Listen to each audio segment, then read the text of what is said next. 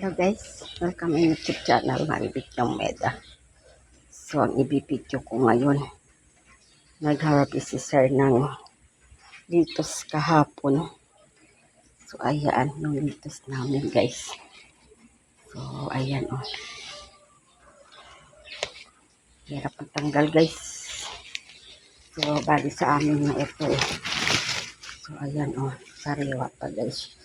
Kahapon lang yung harvest. So ayan, doon sa tanawan. Kasi meron sila doon tanim na litos. So ayan guys, so sa amin na ito, kakainin na namin ito para kami mga kambing dito guys. So ayan, diligan ko ng tubig para hindi siya mabasa. So ayan, sariwa pa guys. Kinain na kami ng ulaga ko. Yan ang pinananghalian niya, tinapay at saka kamatis, mayonnaise at saka yan. So diba, di na kami bibili ng litos kasi meron na kami tanim. So baka next week magtitinda kami ng litos guys. O diba, sarap.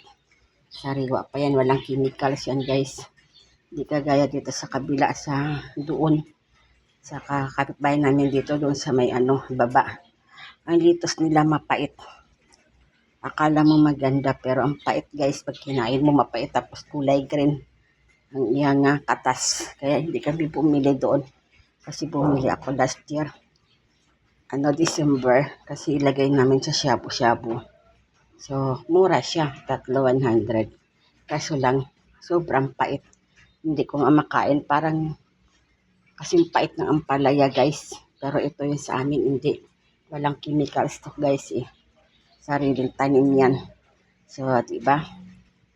So, kung gusto magkakain ng litos, magsabi lang kayo para padeliveran kayo.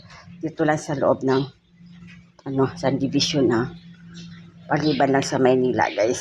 So sana maabutan ko pa ito ng May para pag uwi ko makadala ko doon sa Maynila sa auntie ko. So hanggang dito na lang ang akin video. Bye bye, God bless, ingat po kayo, happy Sunday.